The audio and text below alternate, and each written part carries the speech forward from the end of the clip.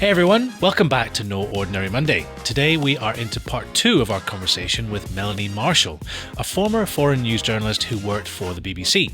She spent decades reporting from some of the most dangerous places on the planet.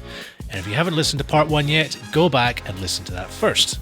Melanie talks about how she found herself mooning Islamic State in Iraq, getting tear-gassed in a Tunisian riot, and explaining what it actually takes to get access to an MS-13 prison in Honduras.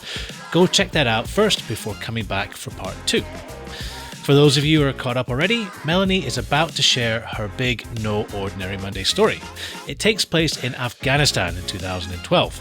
She and her team are unembedded, not escorted by the military, deep in Taliban country, and towards the end of their trip, they will face a decision on the road back to Kabul. A decision that Melanie says still gives her a pit in her stomach to this day. You're listening to No Ordinary Monday. Let's get into the show.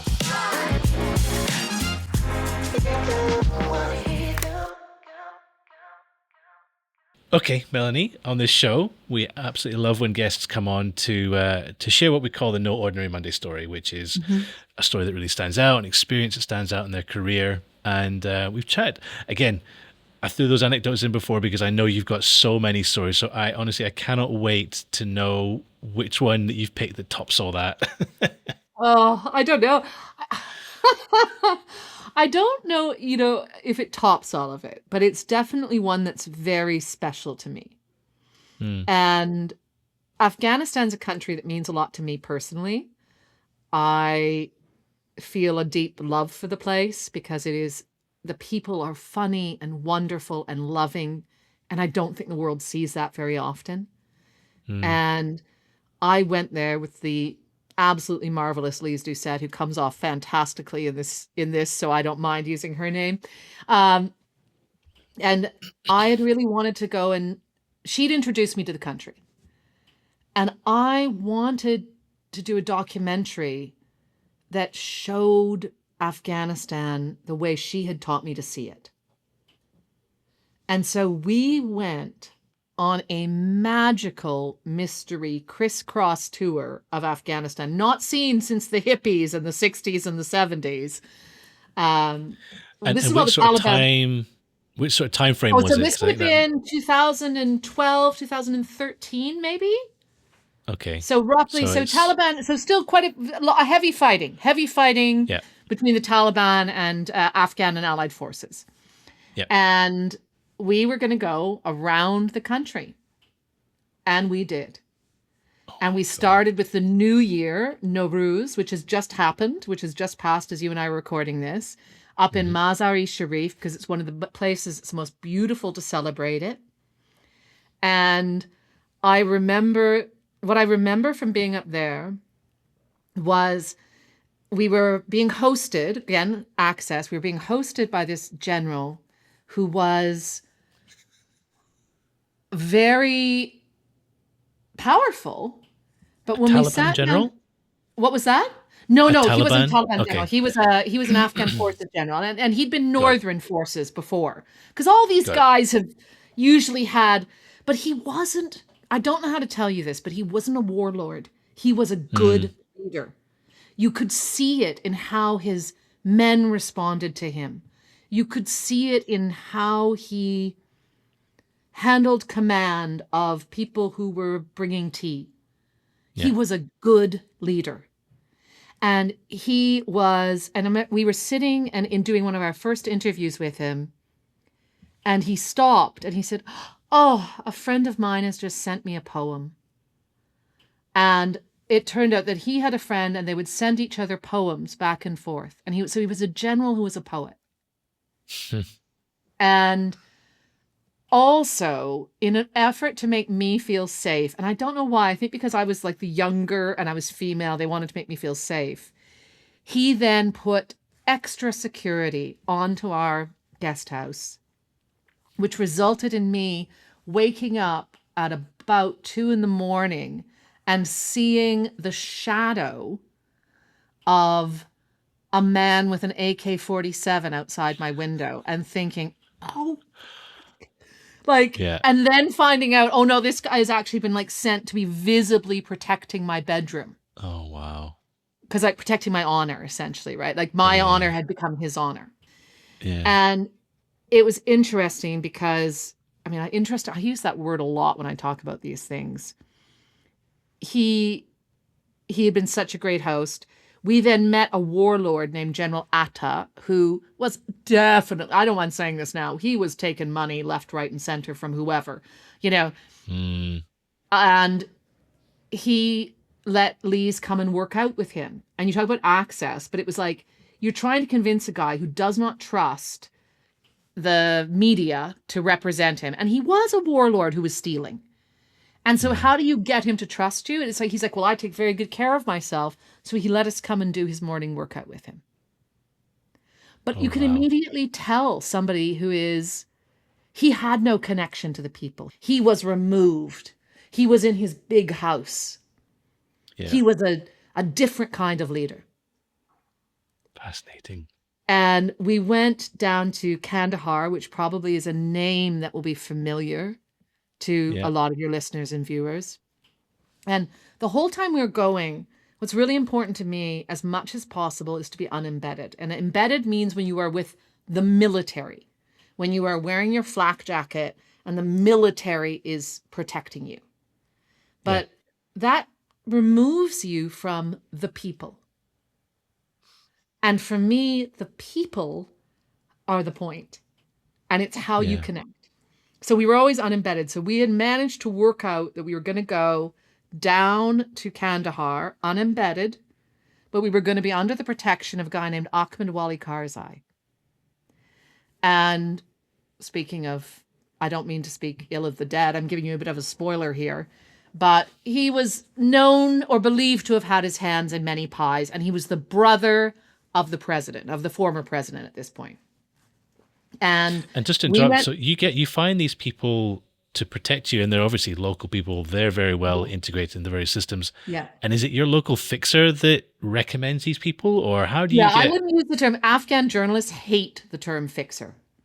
Yeah. They local producers. No, I'm just saying because it's such a pejorative, right? It's like they're less than us. And these guys are brave and women are brave and wonderful. So no, a lot of these ones were people Lise had known since the Soviets left.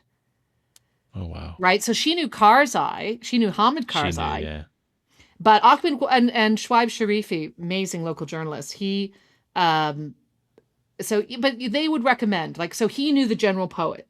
Or he would say, well, we could go and, we could try to do the buskashi match, but you know what? I wouldn't do it on this day because it's probably a little too dangerous. Or it's, things like that where you start to get a feel for it.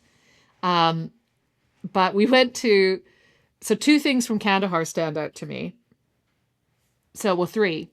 It was so dangerous that we had to mark our times in 10-minute increments, even though we were under the protection. Because we wanted to go out and film, but we could only film on the street for about 10 minutes at a time before we would be marked, basically, by the Taliban. And then they're sending someone over to engage or whatever. Yeah. So we would have to kind of go low-profile vehicles, 10 minutes. And one of my jobs then as the producer is to keep an eye on that clock. Yeah. And when it is over, to yank in whoever is filming with us. And we were filming with someone who is very green to hostile environments. It was one of those compromises of we got the documentary greenlit. They wanted to do it this way. So, here's how it's going to happen. Really nice person, but you're like, no, 10 minutes is 10 minutes. Yeah. And this isn't like a soft 10. This is a hard 10. And I am literally pulling you by your belt into the car. Which I actually did because he was going on too long. Yeah. And it's like, I would rather you be furious with me than us be dead. Yeah. Oh my Right? God. So I remember that and trying to get that across. And I remember then having to stay in the compound because we had to wait for things to cool down. And Lise and I getting so bored, we did a Burka fashion show. And we were putting on, so we were just trying to amuse ourselves until things cooled down. You spend a lot of time waiting. In hostile environments, you have to you're either moving very quickly often or you are, especially if you're if you're embedded or unembedded, moving very quickly or slowing down. And in Kandahar, it was both. You're either moving 10 minutes or it's like, well, it's 2 days before you can leave. Jeez, it was that And hot. and then, and it's like, oh, so we were taking pictures of each other in our burkas, and we have this photo of the two of us. And it's like, and we were sending it to people saying, which one of us is which? And and those were safety burkas, by the way. Those weren't cross-cultural burkas. Those were safety burkas, so that if we had to leave, then you wouldn't really be able to identify who we were. Oh my God. And it's so these moments of levity and like change, and Yeah. and then we went to Herat, which is on the Iranian border. And we went off, though, to film at this beautiful fortress, because Herat is a historical landmark of culture in society, in the world. And the person who was filming, who I think I mentioned is a little green, did not understand that even if people are chill, there are cultural norms in Afghanistan where modesty is really important to people. Mm-hmm. And through the entire trip across the country, from Mazar to Kandahar, all around, he kept leaning over to film and revealing what Americans might know as plumber's crack. Wow. And it had become a real issue. Mm-hmm. Because it is insulting to Afghans. Like, that you don't know to be culturally sensitive, right? Like, it is about showing respect, and respect is really important. Yeah. And so he would just be leaning over, and you would see his butt cheeks, the top of his butt cheeks. And we had tried different ways to get this sorted out. Oh, man. But on this particular day, he's on the top rampart of this beautiful fortress. And our amazing driver, Ghaffar, who has never, he's just such a nice man, shouts out, "May God curse these melons from appearing," in Dari. Because he just had enough. And it was like, he was literally cursing this man's butt. But he's not getting it. So we finally, at this point, Schweib had to, Schweib took him to the tailor and said, I think you would look lovely in this outfit. And then he felt like, it was just a different approach. We had tried it's important to be modest. We had tried the, do you notice? Man. And it was like, he really struggled to understand it as something beyond women. He understood that Lise and I needed to be modest. He struggled to understand that it was more of a thing for him, or that he wasn't being it. It was not deliberate in any way. He was a lovely human. But the only way he could understand it was, you would look really lovely. This is my gift to you. And then he could receive it. But Ghaffar shouting out, "May God curse these melons from appearing," is like, it's like a sense memory for me from that trip. When we were going to come back, talking about waiting, the plane broke. The UN plane broke. Yeah. And that's how a lot of times you get around in concert with NGOs in very dangerous places. Yeah. And in Afghanistan at the time, a lot of the roads were impassable if we were foreign. Yeah. And we did need to get back to Kabul, and we didn't know how many days we'd be stuck there. And that's also, by the way, I'm the first woman they ever saw drive in Bamiyan. I ended up driving there as well, and it became quite a sensation. You were a news story in Afghanistan. I was a news story. I became a news story, and they actually have a town crier who goes around with a megaphone. And I think I made the megaphone that day because I was allowed to drive there. It was safe enough at the time, but the roads back to Kabul weren't safe. And we ended up having to have a very difficult conversation about how we were going to get back, or did we wait? Mm-hmm. And without revealing the sanctity of the confessional, because one of the things in news, and I don't know if this is the same for documentaries, is there's no such thing as majority rule, right? If there is one person who does not feel okay, you press stop. You figure out something else. And for me, the responsibility is always on me to, at the end of the day, make the call. But it's not a one-person thing, and it's not majority. It's not 3 people and 1 person goes unheard. Yeah. So we were having this conversation, and we've called one of the NGOs, and they'd said, I don't think you should do it. I think the road's not safe enough. How long was the drive again? That drive was, I think it was going to be 4 hours drive, 4 or 5 hours probably drive. Okay. But you never know. Like these road, like something is like, oh, it's 3 hours drive, but actually, a roadside bomb goes off. A checkpoint turns up. Official around official. That's the thing. I'm going to say what the threats, as I said, IEDs at the side of the road, unofficial checkpoints, insurgents following you in the cars. Insurgents following us, like and you think you're in a place like Bamiyan where it's safe, but everyone knew we were there. We had not been low profile, right? Yeah. I had been driving. We'd lost world. a microphone. If you want to know why I was driving, it was because we'd lost a microphone. And the cameraman was really upset about it because he'd left the microphones by the side of the road and we had to find them. And so we were going around town looking for them. And part of that was me driving. And we did get those microphones back because word went out and somebody came back with them. And so we wasn't low profile. And so I will say that there was not unanimous agreement on driving. However, we drove. Interesting. And it's funny, I still feel a bit of a pit in my stomach when I talk about this because you're taking chances. And you talk about high risk decisions. We were trusted to make a lot of our own choices, right? Yeah. They might sit on top of the military embed. We were sort of left to our own devices. Even though what we were doing was objectively more dangerous. Yeah. And I think it's a good point to... There's no extraction.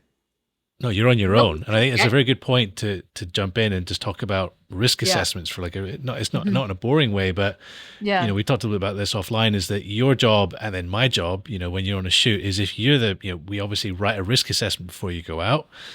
I think more often than not, my risk assessments are probably more stable than yours because there's a lot of dynamic stuff will happen with you.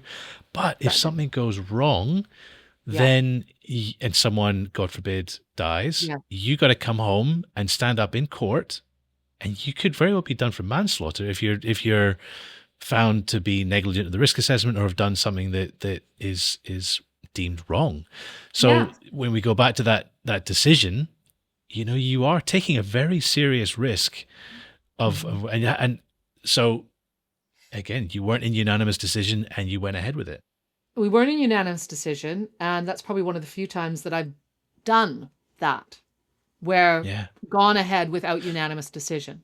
And why, I guess, is the question. Because some people felt really strongly about it, and I was probably the most resistant by the end. To say we're not driving. So to say I think we should wait. Because what the NGO had said to me had really stuck with me. Mm-hmm. Where they'd said, we're not doing it. And a lot of the NGOs will do almost anything to get aid back and forth, right? They'll take, if you're looking at risk matrices, then the Foreign Office or the State Department, they are the most risk averse. Like your friends will not be coming for dinner, in Kabul the moment something bad happens. If you are, then it's probably news. And then I'd say NGOs are probably the most open because in order to provide aid, they have to take a lot of risks. Take a risk, and so when they'd said that, I thought that had really stuck with me. And because I felt we were being pushed by the desire to be back in Kabul rather than by the decision. But so people just wanted to get back and get, because it's the end of a shoot. We've been on the road at that point for about 3 weeks. Yeah. And, it's a long time and people are getting tired and we've been doing so much filming and we had been pushing out to tell stories in a different way. And that's exhausting, right? It's easier to do it the old way. And when we're on the road, and so Lise and I were in our burkas because We Extra didn't want to precaution. be recognized. We were in low profile vehicles and we set off. And I will say again, dynamic risk assessments. And it's hard when people trust you that much. Sometimes it's hard to have the BBC high risk guys say, well, if you guys feel good about it, Mel, if you think it's a go, then okay. And I'm thinking, I've had friends who have died, right? I have friends who have been killed standing outside of hotels. I have, it's not one, it's more than one. And you talk about it's not for me, the tribunal, it's the families of Yeah. what would I say? What would I say to somebody who loved the person who died because I made a bad decision? Yeah. That's it. And we're driving back and we drive into a town. And I do remember I kept getting cross. And I was probably being a little overly secure at one point, but Lise was sitting and she was reading in the back seat. It was something like Sewing Circle of Herat. She was reading the Sewing Circle of Herat, but she kept lifting her burqa to do it. And I was like, Oh, I see. what's the point of wearing a burqa if you're going to lift your burqa? Whereas I'm sitting under my burqa texting. I was pretty happy at that point texting. I do a lot of comfort texting when I'm in high risk environments. But we drove into this town, and at one point, and it's traffic, there's lots of traffic, and all of a sudden, a van cuts us off in front, and a van cuts us off behind. Oof. And I thought, this is it. Yeah. I thought, this is it. We're about to be taken. And like, just very matter of fact. And that's often how it is in those moments. You think you're going to, like, if you're somebody watching or listening, you might be like, oh, do you panic? So you don't. It's very much, if you're present, you're very much like, oh, okay, this is what is happening now. What am I, or at least for me, it's like, I need to be aware. I need to get ready to do X, Y, and Z. I'm very much in the moment. And then all of a sudden somebody bangs on the front of the other one and starts shouting at them. And they pulled away. It was just the traffic jam. What? Yeah, no, it was just the traffic jam. But I mean, I thought that was it. I really did. So it was just the traffic jam. You were just in heavy traffic, and then it just happened that they were trying to get across, and the other guy was trying to get across, and it had blocked our cars off. Oh, I see. Oh my God, and you're just on high alert. And we were on high alert, and it was what would happen. That is how you would get taken. That's how they would do it. Oh, jeez. Oh God. And we got back to Kabul, and when we were in the city limits, we stopped. We were just like, we have to stop the cars. We just need to get out of the cars. And we got out, and I was standing there with our local producer, and I said, I have to tell you, I thought that was it. And he said, so did I. Oh, jeez. So he thought the same thing. Neither one of us had said it. Once it had passed, we both just kind of kept going as if that was fine, that was normal. Yeah. But both of us thought, like, oh, fuck, this is it. He probably didn't swear in his head, but I did. And they would take you, and you essentially be a hostage. Yeah. And you'd hope that you didn't get killed in a rescue. You'd hope you didn't get held forever. Yeah. You'd hope whatever. But that's what happened to journalists. Change my willingness to ever do that again, to ever go against my own gut. Your gut instincts. Yeah. When he told me Even he though felt nothing the same happened. thing, right? It wasn't me panicking. It was that he'd thought, oh boy. Wow. And because I think a month later, they found the heads of three people in a bin in that market. They'd been left there by the Taliban as a message. Oh, jeez. Oh, 3 people as in...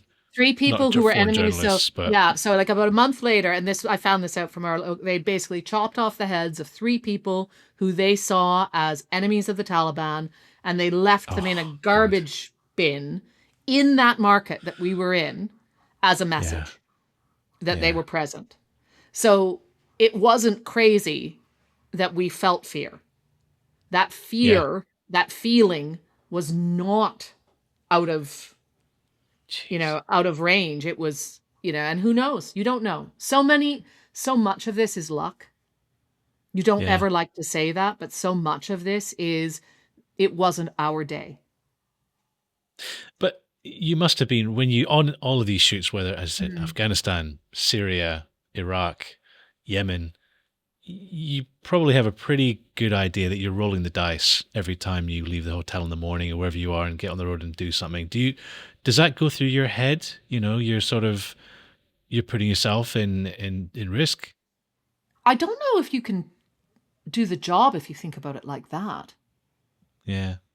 I don't know if you can Is do the it? job. I mean, the reason I told you this story in particular, and I'll answer your question, but it's the reason I told you this story is because within 18 months, the general poet had been killed. Hmm. General Atta was forced to flee. Ahmed Wali Karzai had been blown up by his own bodyguards. Almost Oh, man. everyone we interviewed was dead.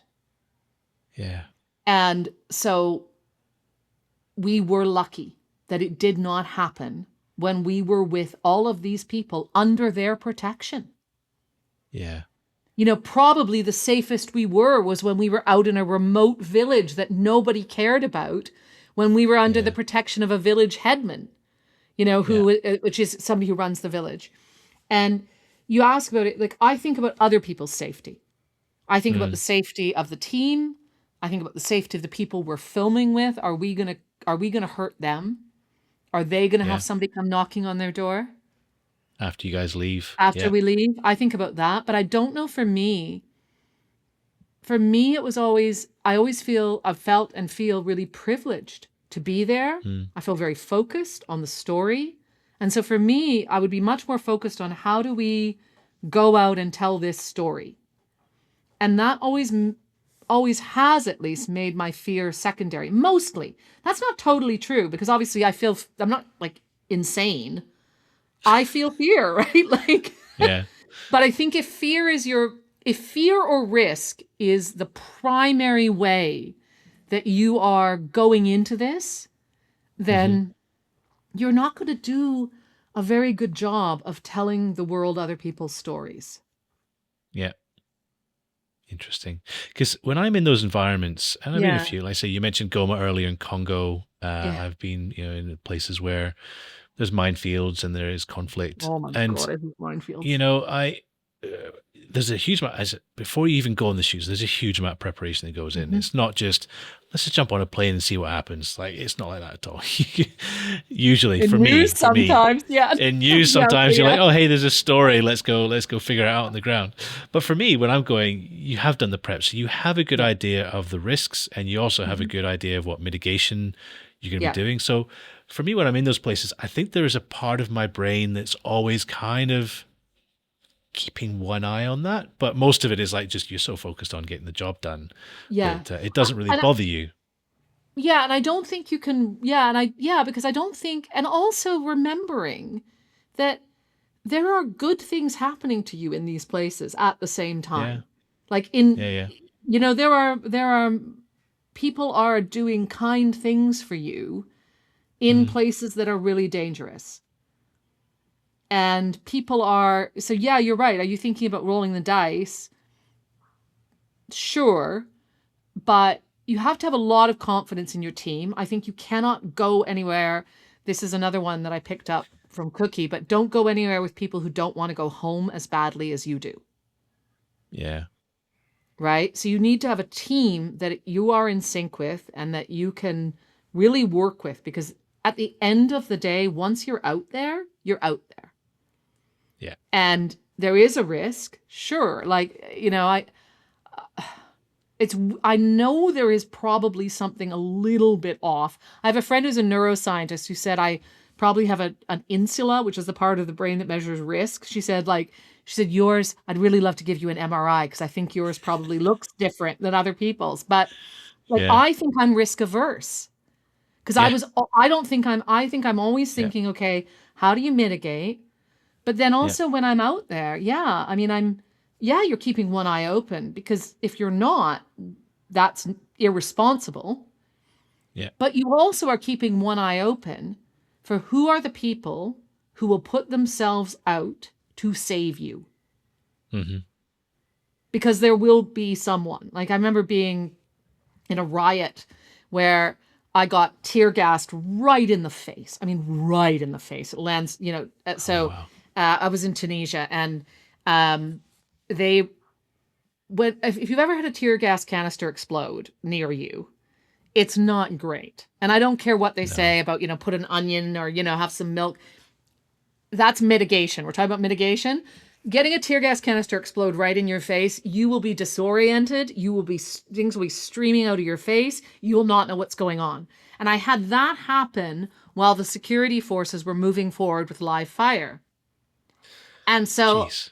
I turned to run, because that's your instinct. Then your instinct kicks in, right? Which is, I should get out of here. Dropped my bag, dropped my 3 phones, because as no good producer travels with only one phone. You got to have like 3 phones, right? It's like, and dropped it all. And these young men who were way ahead of me, did not know me, way ahead of me, and probably the targets, came back, picked me up, picked up my phones, and helped guide me, carry me around the corner and into a coffee shop 2 blocks down, where again, normal life is carrying on. Despite the mayhem, normal life is carrying on, and they're, kind of like, sit down, auntie, have a cup of tea. And did I know their names? Did I ever see them again? No, but they risked their lives. Yeah. So you also want to be looking for those people. And this isn't about Pollyanna-ish, because as I say, I've seen the bad stuff, but there are also people those are the people to look for as well, if you want to get through these things in one piece. I think that's lucky. Yeah, I mean, it sounds like you've been through hell and back, literally. And I think that's what I wanted to ask you, kind of getting towards the end here, is kind of, you've seen humanity at its worst and people at their best. From your story, your career, I mean, what people listening to this, what kind of, I don't know, key message, what would you like people to take away from your story through your career about humanity, or just in general? About humanity, and I hope this comes through, is that I do not believe we are doomed. I don't believe we are doomed as a species to our darkest impulses, even as war rages, because in Gaza, in Syria, in Iraq, I've done lots of Middle Eastern wars, in Libya, in Zimbabwe, in wherever I've been, I have seen people behave horribly, and I have seen people protect what is most important to them, which is usually something small, like their family or their, in Ukraine, it was people bringing their pets to the Odessa zoo. So that the zookeeper was taking all of these little gerbils and kitties and cats and staying. He stayed. And he had this giant wolf dog that was sleeping at the zoo with him. Oh my God. And he was like, well, where else would I go? The animals need me. Yeah. There are people like that. And that's what I want people to know, because it's so easy to just see the sort of like war wallpaper or disaster wallpaper and to see one dimension. I would also say, it's just something I've been thinking about and talking about, is that even the people that you disagree with or that you think are bad or evil or maybe have done evil, we don't know the timeline on any of this. We don't know where it goes. I interviewed a guy who was a torturer for the Khmer Rouge in Cambodia. Oh my God. And but I not interviewed a current torture, a past torture. No, but he was. That because I wanted to know, why did you do it? Yeah. And would you know that was what he'd done now? No. He has done whatever you can, whether it's enough, to make amends. And I was being so hard on this guy. I was, asking, well, why didn't you let yourself be killed? Because he's like, well, they would have killed me, right? It's like I kept on pushing, right? And the person who stopped me was our local producer who had been a victim of the genocide. Jeez. Who said, Mel, you don't know what he's been through. Like, this man is sorry and he cannot change it. Yeah. So if there's a message for people, I suppose it's that I want us to have a bit of a message of like hope and forgiveness, but in the very small human active ways that we move through every day. Like, it is not big sweeping things, one and done. It is how each of us go forward, like day by day, knowing that we can't actually see the horizon. I think that's a perfect message, because we were saying at the start, you watch all this news and all you see is drones and missiles hitting cities, and that's what sells eyeballs. It's what sells news. It's what sells. But what they don't show you is the good news stories. And I do miss the fact that because there are good news stories out there, but they're just not shown. I'm not trying to take away from the pain, because as we're talking about this has brought up so many stories for me of like people I have met who have suffered, and that is what always hurts me, right? What always hurts me. And I was thinking of being in Syria when the first car bomb had gone off. It was the first time there'd been a major car bomb. And so this isn't a good news story. This is a bad news story. And first off, I remember being at the scene, and my work dad called me and said, "Are you okay?" And I said, "Yes, this is Cookie," who wasn't doing foreign news anymore. And he said, "Marshall, don't look at anything that you can't put on the news." And I thought to myself, well, that's hard. That's not going to be possible, because I am looking at the aftermath of a car bomb.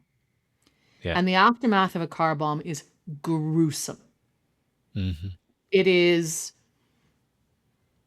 and I know you've had these conversations with other people, but it's like people don't look like people anymore when that has happened.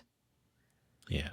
That is not what tells you they were human anymore, because it is destroyed. And the next call that I had was from one of the bosses who was in the morning meeting. Sorry, it's not air quotes. It was the morning meeting in London. The morning meeting, yeah.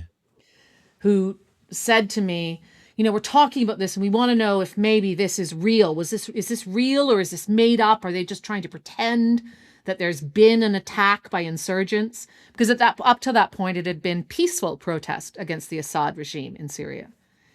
And I'm standing watching somebody pick up pieces of brain and scalp. And I was like, no, this was a real car bomb.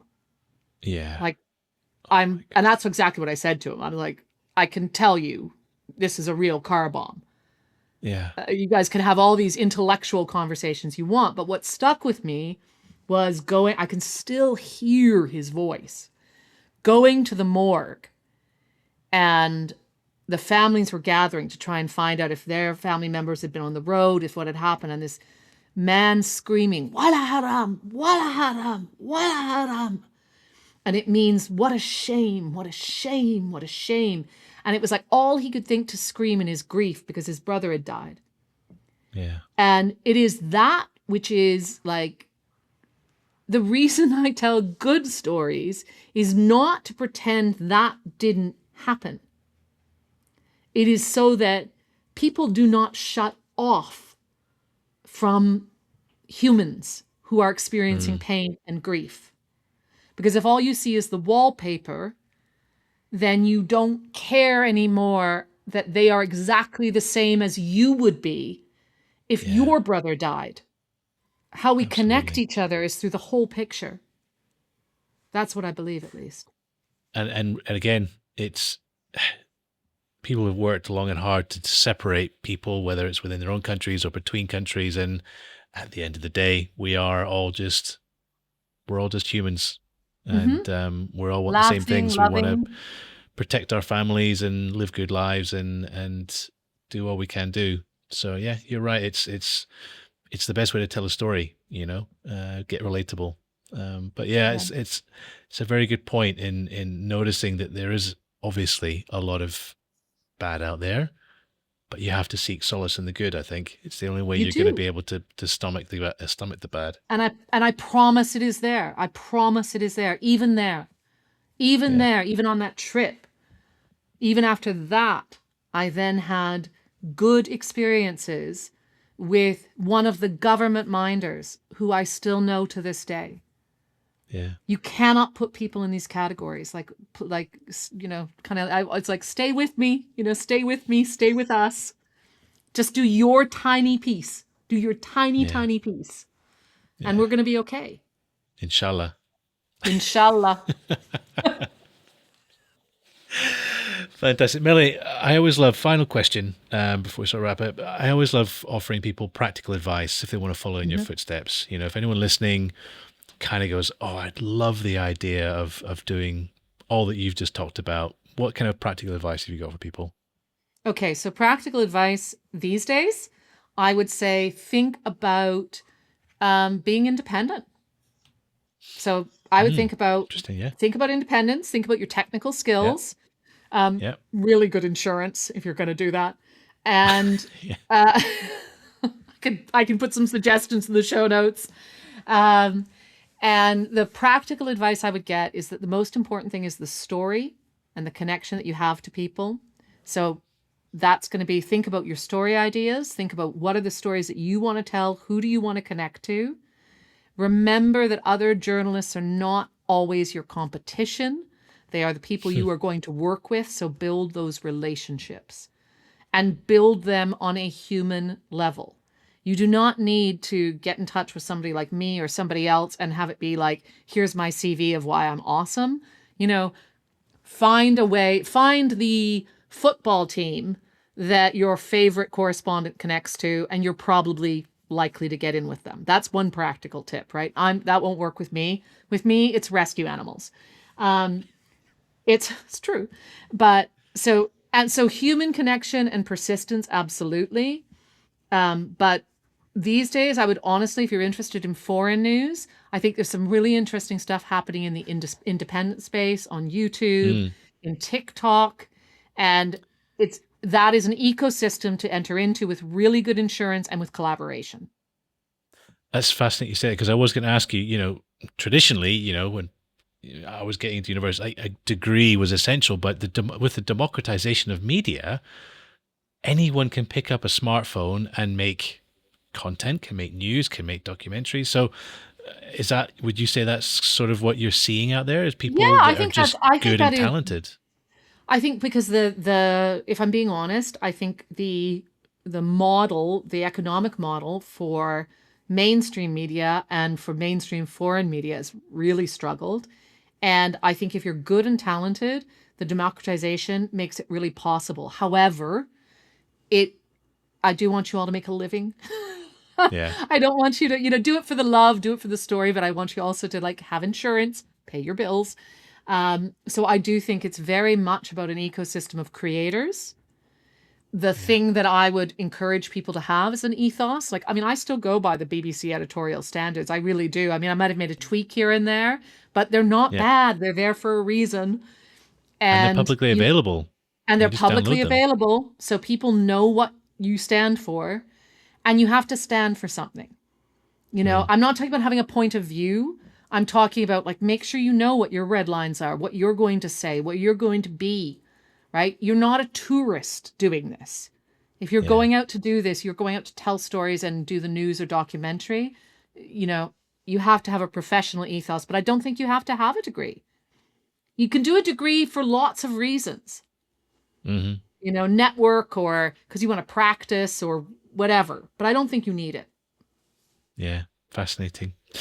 Melanie, it's been an absolutely incredibly interesting conversation. I've enjoyed every minute. At the end, I always love, guests to sort of tell the world what they've got going on. Where can they find you? What have you kind of got out there, whether it's books or services or whatever it is that you might be putting out there? Might be shilling, what I might be shilling. You put it in such a Plugging, delicate way, Chris. shilling. Yeah. What do you want to tell the world So, about? yeah. What am I shilling these days? No, so listen, what I have going on in the world is I am now an independent, I have an independent content and impact studio called Imrama Media. And I'm a keynote speaker. So I go out and I talk to people about changing their view of how they move through uncertainty. And secretly, I'm trying to make everyone hopeful. Not so secretly. Nice. I'm trying to make everyone hopeful. So you could, that's really what I'm about. So it's a combination of making films and helping people work in these environments. That's another thing I do. And then the big thing is I love to go out and I love to speak to people. Amazing.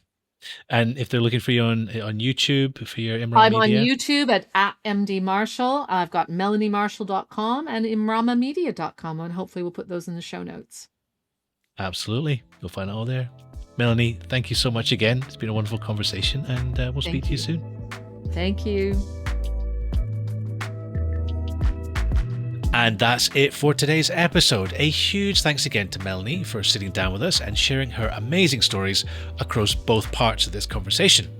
If you enjoyed this one, go back and listen to part 1 if you haven't already. And don't forget that you can dig into our back catalogue on YouTube or podcasts if you're looking for more great stories and guests. Now, you can find out more about Melanie and her work via the links in the show notes or by heading to melaniemarshall.com.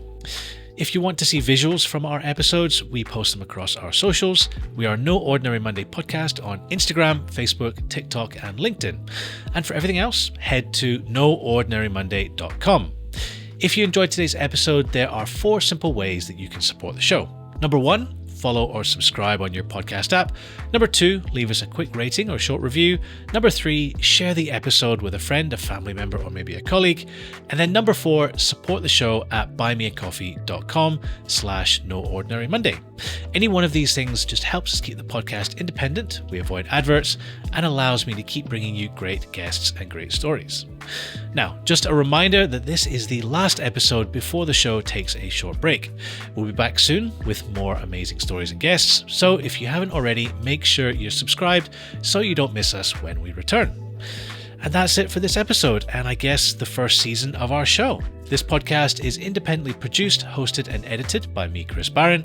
Thank you so much for listening. Take care, and we'll see you on the other side.